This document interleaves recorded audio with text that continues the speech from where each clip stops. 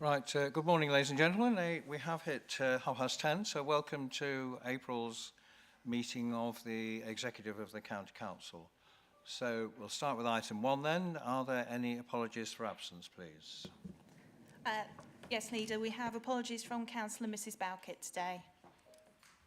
Mrs Bowkett is present, but only on Teams. And I think we also have Councillor Hall on Teams as well. Are there any further apologies? Councillor Parker sent his apologies. Thank you. Councillor Lee, you're substituting for him. Thank you. Okay, item 2 then. Any declarations of councillors' interest, please? Not seeing any, so I'll move on to item 3, which is announcements by the executive or executive directors. So I'll just start off with the the Ukraine situation. I'll let the chief exec just come in, but we are set up. There haven't been many on the schemes arrived in Lincolnshire, but we are all set up and ready. Do you want, Debbie, just want to update us on that? Yes, thank you very much, Leader. So as you are aware, there are 2 schemes. There are a family and friends scheme, and then there is also the Homes for Ukraine scheme. With regard to the family and friends schemes, the council isn't necessarily made aware of people that are welcomed into Lincolnshire, but we are aware of one family that has come into the county through that scheme. With regard to the Homes for Ukraine scheme, we have been notified from government of about 170 people who are resident in Lincolnshire who want to open their homes and welcome evacuees from the Ukraine. We've been working with the district council, with the police, with our health colleagues to look at how we can best welcome people into the county. We are currently trying to work with the district councils to contact the 170 individuals who've offered to open up their homes in order to do the housing checks, and the district councils will do the housing checks. We'll clearly be responsible for working to undertake the safeguarding checks, and then we expect to see in the next couple of weeks a number of people start to arrive from Ukraine. We've set up some welcoming services as well, and obviously are working with schools to be able to ensure that any young person is able to be offered a school place as well. So I think it's a really good example of interagency cooperation to best support people into the county. Thank you. Thank you, Debbie. Councillor Davies. Thank you, Leader. Building on the successful work that we've undertaken in securing funding for the A16 corridor from Boston South through South Holland, we're continuing feasibility studies around Boston, Skegness and access to the coast at kind of Ingermells Orby Way, exploring how we can better work on linking those key areas of our economy in. The feasibility study for the Western Boston bypass work has already been completed, and we are looking at other options for Boston because, as we know and colleagues will appreciate, it's all about securing that national level support and funding. I think we've got a good opportunity with the next round of levelling up and capital bids coming out of the DFT to secure funding, but I think it's important that we seize the initiative and get those plans underway so we can maximise the opportunity when they come our way. So I'll keep colleagues updated as we get more information, but I think it's important that people understand we are looking across the county at how we better link in the county back through to the Midlands and vice versa. Thank you very much for that. Councillor Bradwell. Thank you, Mr Chairman. Just to advise the Executive, we recently had a focused Ofsted visit around children in social care and special educational needs. Obviously, we've got to wait for the report to come through, which will be shared, obviously, with children and young people's scrutiny, but it does appear to be a very positive inspection. So really looking forward to receiving the report to see what they've got to say about us. Thank you. Thank you. Councillor Dave. Thank you, Chairman.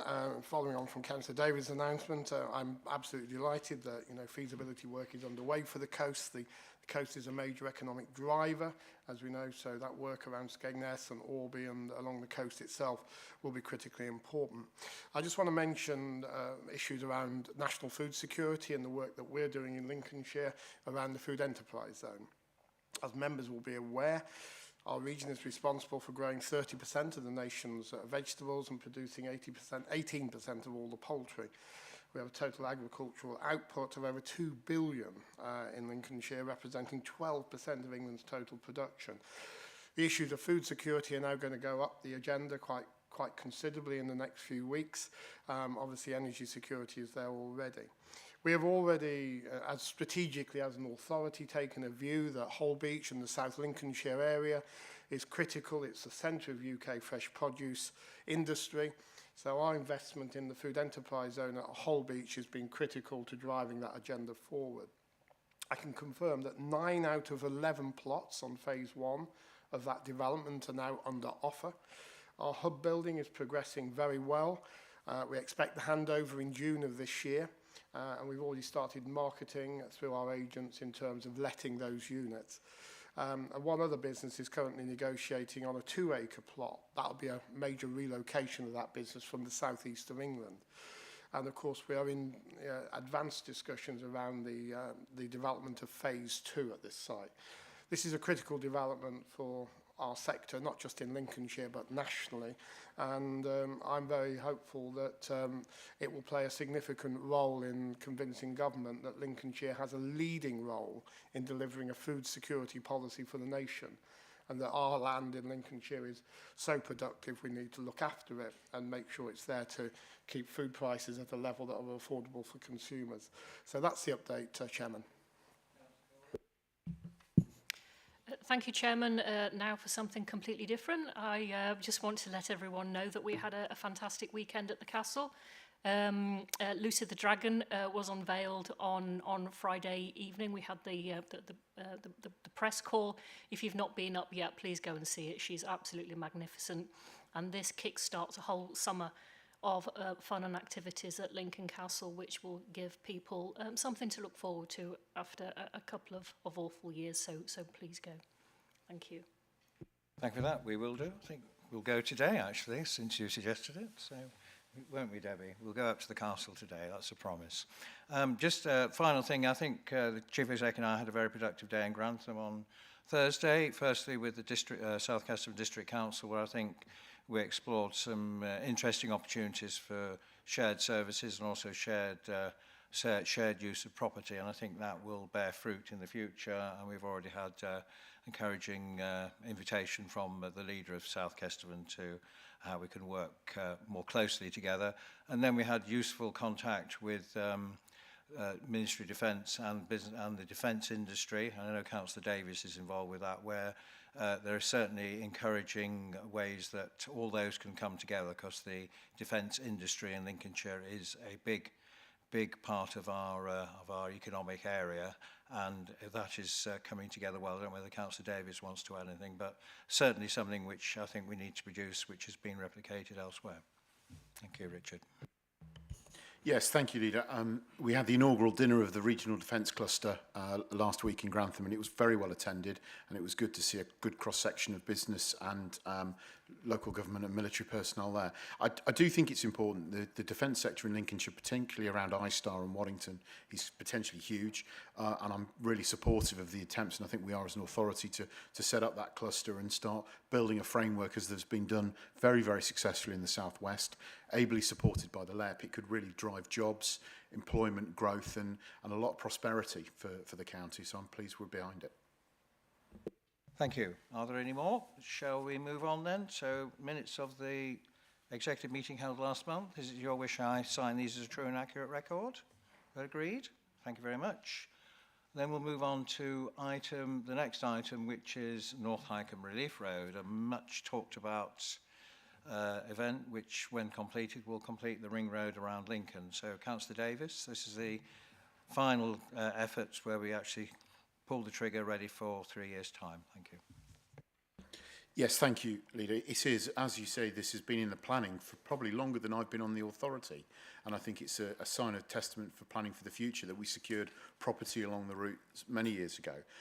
I'll hand over to Sam and Andy behind me to talk through in detail, but I think the one thing I would highlight is that we are proposing, as has been previously discussed, to take a slightly different approach to the procurement and go through a two-step design and build rather than a separate design and build. And I think this reflects changes in the market. I think it reflects abilities and opportunities within the SCAPE framework, and it also hopefully will create a more predictable outturn in terms of cost and schedule for the future, but it will come with challenges, and I think it's important that we recognise that there will be a lot of management required to make this a reality, but having successfully secured over £100 million worth of government funding, I think that tells you, and it's the most highly ranked project in the East Midlands actually in terms of transport project. It does show we're in a good place, and this will make a big difference to all of Lincolnshire. But I'll hand over to the team behind me. Thank you and good morning. So I'll treat the paper as read because there's a lot of detail in there, but I thought I'd pick out some pertinent parts. So the first one is, much like Councillor Davey mentioned, is we've delivered a suite of successful major projects across the county over the last few years using a more sort of traditional procurement methodology where the client or the county procures the designers and the consultants to do those elements of the work, and then separately procures the contractor to do theirs.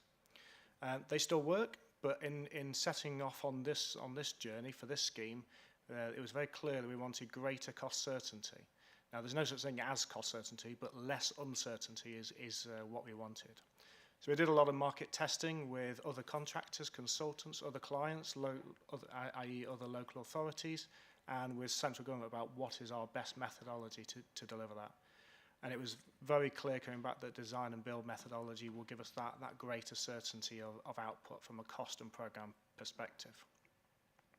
So that's the route that we've chosen to go down, or we're proposing to go down with Balfour Beatty. So the next point I wanted to pick up is just on the cost ranges. So we've developed a cost range acknowledging that things do change throughout the project, and we've got a long way to go before on site and delivered. So we've developed a range from a low, sort of most likely, and a high value. Best way to define that is that our most likely is projecting 193 million. Our low is projecting 179, and that is based on all of the most likely opportunities occurring and all of the most likely risks not occurring. Inversely, the high end at 212 million is based on all the most likely risks occurring and none of the most likely opportunities, is to try and give that better certainty of where the cost will go. Moving on to the third point I pick up is about the change in cost. Now, when the outline business case was submitted and when we were successful as an authority for the 100 million from the DFT, it was based on an outturn cost of £154 million. Now, clearly, looking at the most likely cost, that has increased 25%, which clearly is a concern. But looking at what has happened over the last year, 18 months with construction inflation, it is almost a direct relation between what's happening in inflation to the percentage increase. So yes, a concern, but it is as it would have been had the inflation not happened. And just the final point that I think is really important is this decision is to enter into contract with Balfour Beatty for the design and build, but there will be various steps along the way. Within the contract, there's a mechanism called X22 that either party can exit from that if the costs increase to such an untenable position. Obviously, we will come back to this council, project that, and then we can make decisions from there. And we will commit to do that as officers if things become more concerning going forward. So yes, this is for the full contract, but there are positions to get out with any further penalties to Lincolnshire. And I'll pause there and ask for any questions. Thank you. So I think we'll take the scrutiny comments now. Councillor Hall, I believe, is on the screen. Is that correct, Nigel? Yes. So, Councillor Hall, do you want to just summarise? It obviously went to scrutiny committee. Thank you, Leader. Thank you. On the 7th of March 22. Yes, thank you, Leader. On the 7th of March 2022, the Highways and Transport Scrutiny Committee considered a report on the North Highcombe Relief Road. The committee recorded its unanimous support to the recommendations for your decision. To highlight a few main points as part of the discussion and debate, the committee requested more information around the impact of high inflation rates on costings and was satisfied that any cost overrun would be factored in through other various forms of funding and bids that could be explored. Moreover, we were pleased to see that North Highcombe Relief Road was a dual carriageway road with cycling provisions, which would be of great benefit to residents and those travelling through that. Nevertheless, we requested assurances around having a robust communication strategy that ensured residents and landowners remained informed at all stages and that road closures would be communicated promptly. Last but not least, after raising points around heritage value and archaeological screening of the area, we were satisfied that early indicators suggested that although there will be finds that were unlikely to be as significant as was found at Lincoln Eastern bypass, and we were pleased to hear that the team was working closely with the heritage team for the duration of the works. This concludes my update to you. Thank you. Thank you for that, Alex. Good. Right, I'll open up for comments in a moment. Just to say, I think before Councillor Davis's time, I think my first job when I became finance portfolio holder back in '97 was whether to allocate £1 million to remove some building planning permissions which had been given. So we did that, and obviously the good news is there has been quite a bit of preparatory work done in terms of property acquisition and all the rest of it. I see from the scrutiny comments there were some questions about obviously the funding gap, essentially, where we've allocated, I believe it says here, 38 million, which clearly won't be sufficient. So I think the scrutiny committee are asking for some clarity on how decisions will be made in future in terms of that funding gap. So is Andrew... Oh, Michelle. So obviously, can you just explain more funding will be required eventually and what the process will be? Thank you. Yes, thank you, Leader. So at the moment, the approved capital programme that was recently approved by the Council in February includes £48 million of LCC contribution. So that's the £38 million referred to in the report and the 10 million forward funding of the Section 106 contributions. The decision at the moment is to progress to the design stage. So the budget that we've got and with the funding that we've secured from the DFT covers that within the approved budget. I think as we go through that process, we will have to determine what a more suitable budget is and build that into future considerations for council in terms of the overall capital programme. So the overall capital programme at the moment is a net contribution of around £500 million. We'll need to do some work to review what's in the capital programme at the moment and look to any other funding that comes in through the DFT or other funding sources to make sure that that budget's suitable before we progress to the stage to let the construction phase of the contract. Okay, well, I think it's fair to say it is a desperately needed bypass because Highcombe, as anybody who lives anywhere near Highcombe, that is pretty grim to most of the time actually in terms of traffic movements. It is a high priority, and of course having got 100 million of government grants, I would suggest it will remain one of the top priorities of the future when we get the future funding of the council. But it might mean other decisions, other schemes might have to slip to keep us within the financial envelope. I suppose the other issue was about the inflation and the commodity costs, which are very volatile, shall we say, but that's something we'll just have to address. I suppose the only question I've got is, I mean, most of our schemes do come within some sort of envelope we anticipated. Lincoln Eastern clearly didn't. So I suppose the question is, are we confident the method we're using for this procurement that we will have more confidence, inflation notwithstanding, that we will get somewhere near where we think we should be at the end of this project in approaching 2030? Yes, going down this route, looking at the range and sitting within there, we're confident that we'll deliver within that range, albeit as third-party things that happen that you wouldn't accommodate at this stage. For example, even further inflation beyond that, or any, like a pandemic or that type of thing, you wouldn't necessarily commit at this stage. So those levels of uncertainty continue, but as far as colloquially within the context of delivering a scheme of this nature, that range is we believe is correct.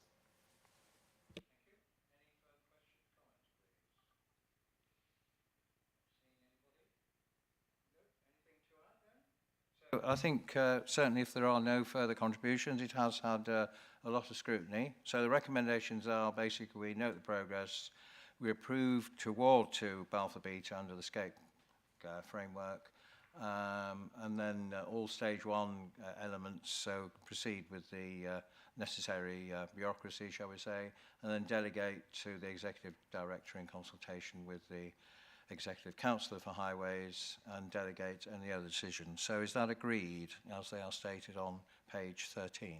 All agreed? All in favour?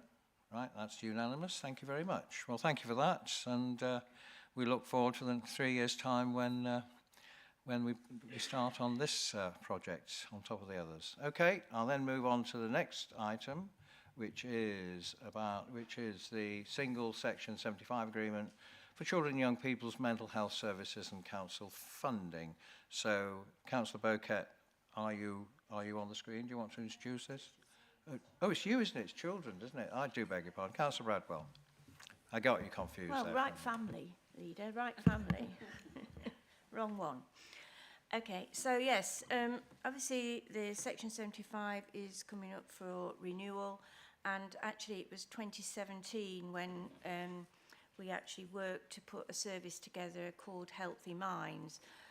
Lots of schools were actually struggling sometimes with young people because there was nothing there to actually help them when they could be very minor mental health issues or behavioural issues and that. So this service was put together then, and the CCG and LPFT, we all worked together to do that.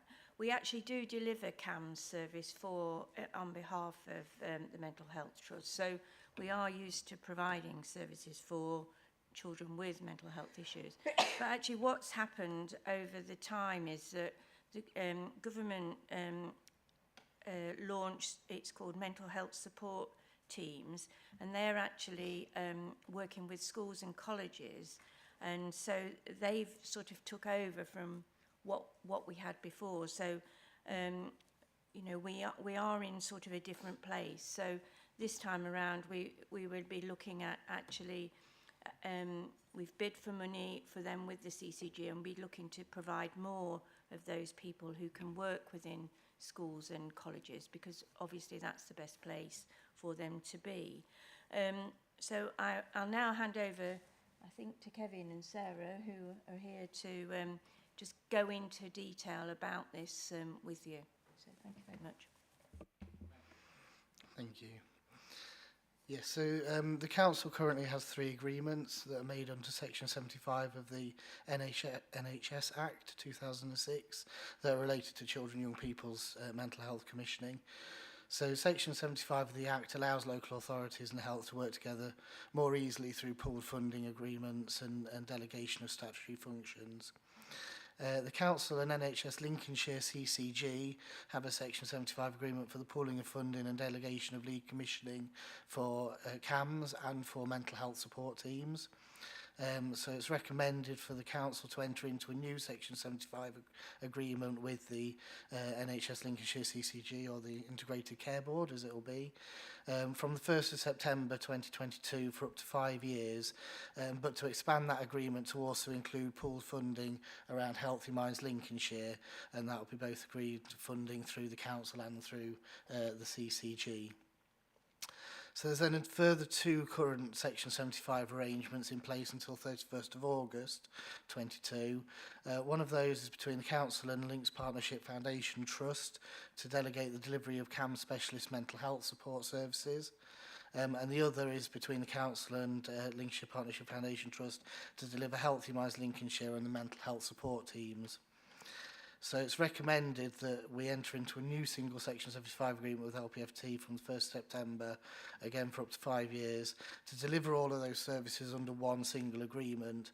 It won't incur any costs or deliver any financial savings, but it will simplify the governance, the funding arrangements and the commissioning arrangements, and make things a lot easier to manage. The next set of recommendations relate to the ongoing council funding towards children and young people's mental health services. So it's recommended that council continues to invest the same amount of funding, £724,589, into CAMS specialist mental health services, and that's to continue to support the council's statutory duties around ensuring the emotional well-being and mental health of children and young people, particularly those in care.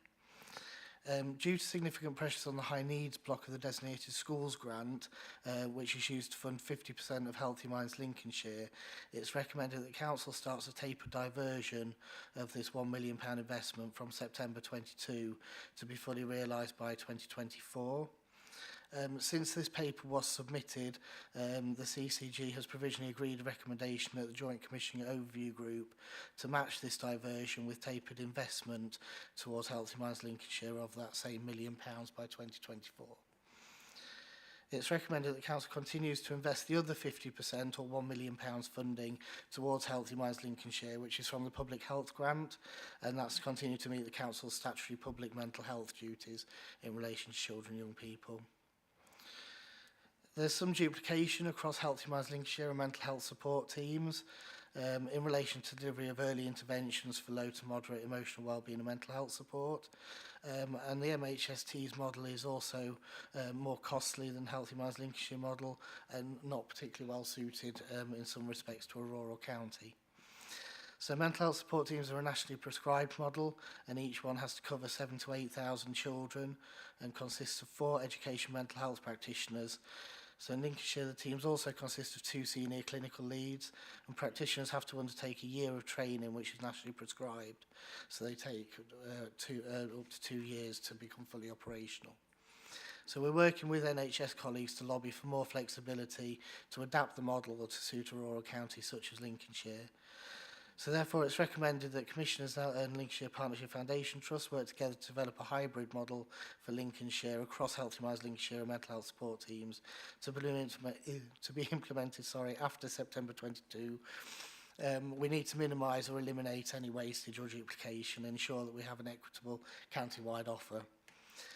We also need to work with partners to fully understand the impacts of the pandemic on children and young people's mental health services, including understanding and responding to the ever-increasing numbers of children and young people needing support with their mental health, as well as understanding any newly highlighted health inequalities.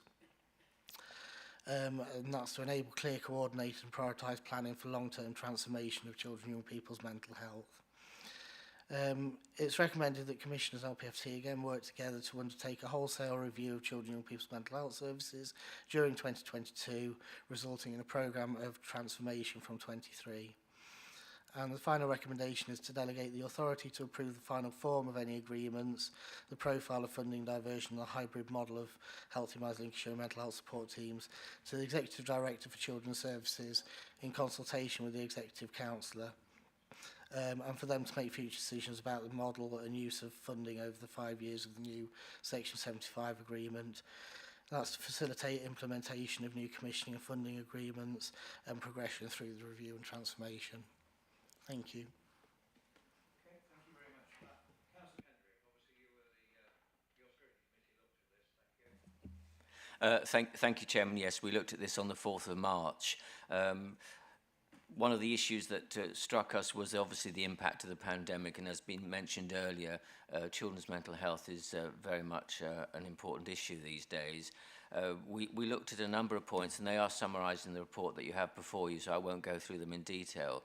But I would just mention that we were satisfied that the LPFT is a good deliverer of these services. And also we noted that there was a degree of innovation that was taking place, which I think is very important to meet the needs that we're facing these days. The mental health support teams, as again has been mentioned, we were concerned about the criteria that was laid down because it's nationally prescribed, and we're pleased to hear that the Council is challenging that one. Also the fact that there's a streamlining element going on with this, which I think is good, and anything that might reduce bureaucracy and confusion between different organisations, I think, is to be welcomed. Also, picking up on another point, we noted that the issue of transitioning between children and adult services is something which actually has been going on for many, many years. It's been a concern for a long time that this is going to be looked at in the review, and we have asked for a report to come back to the committee in due course to see how this is panning out following the new contract. Thank you, Chairman. Thank you very much for that, Rob.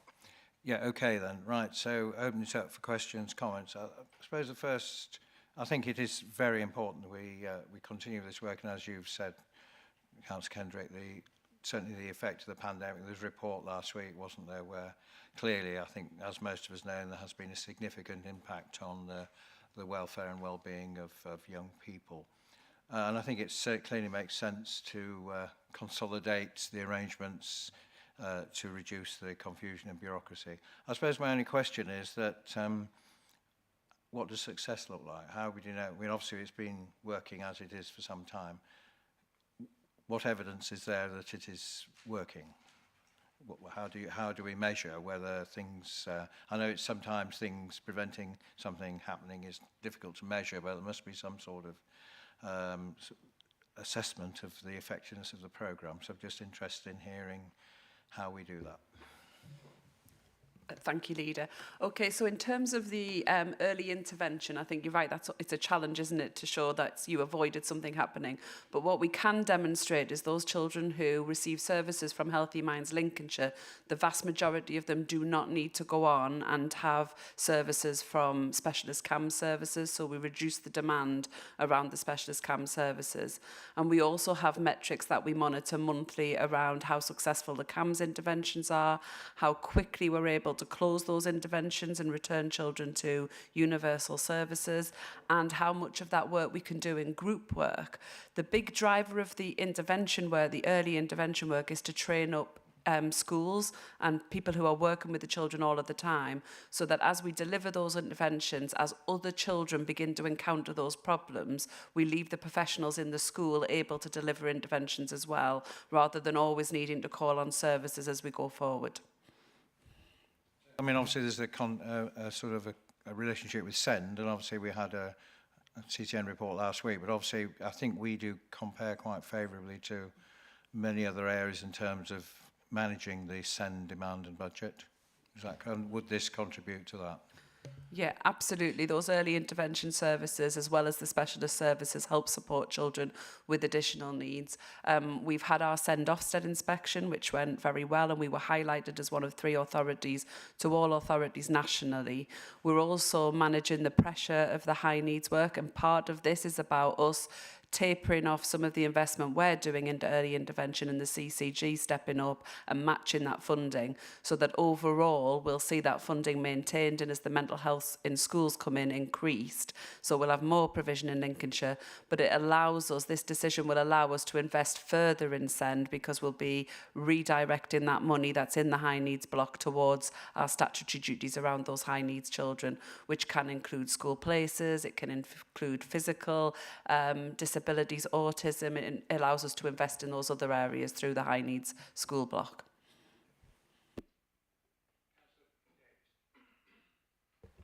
Thank you. Yeah, I think it goes without saying that the work is incredibly important and valuable, and it's a credit to the team at how well it's being delivered. Particularly pleasing to hear that Lincolnshire's being noted as one of the top performing authorities in the country for this, because I think it's often a forgotten area of work of county councils, isn't it? I do wonder, reading the report, and this is probably my misunderstanding, but it feels like the setup is slightly interim. Is there a better model you think we could work towards? Because, you know, pooled budgets and shared resources, it feels a little bit inefficient. I just wonder, is there a utopia that we ought to be moving towards? Thank you, Councillor Davies. So the pooled budget is a really good long-term solution for us. So it's one that we use in adults really extensively. And what it allows us to do is to be flexible around where we deploy different things. The challenge around the interim nature is the mental health in schools team. So that's a national programme. So in Lincolnshire, we invested early in Healthy Minds Lincolnshire. We saw a gap. We invested with schools and the council to fill that gap and meet that need. Then several years later, nationally, there was a response to that, and through CCGs, they've funded mental health in schools teams.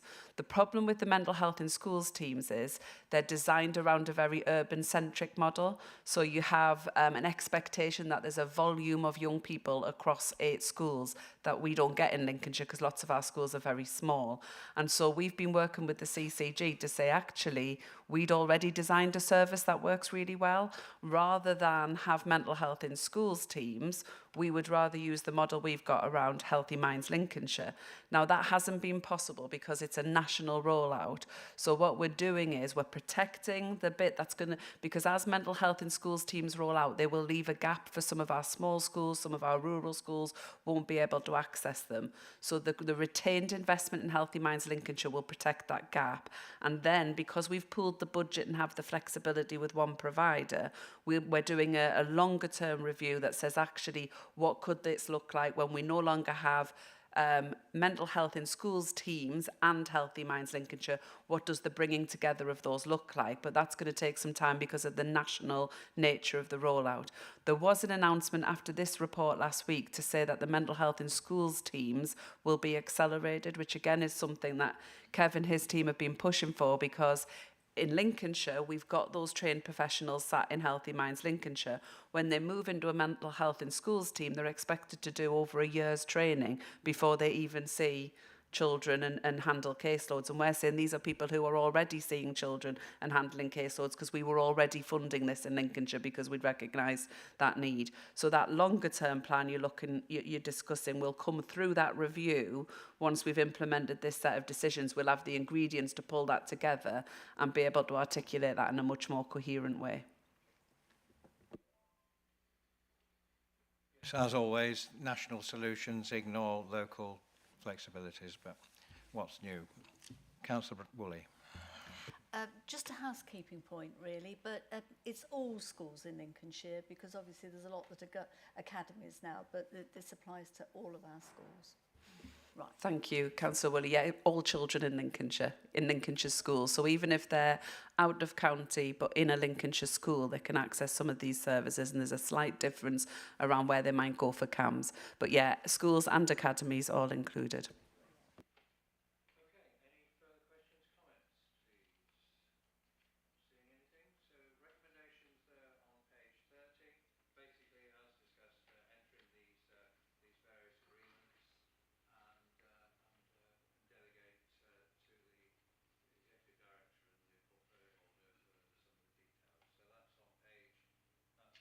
On pages 30 and 31,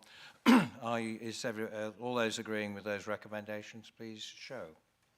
Okay, that's unanimous again. So thank you very much. Thank you for Children's Services colleagues for the presentation, and that concludes the meeting. Thank you for your attendance.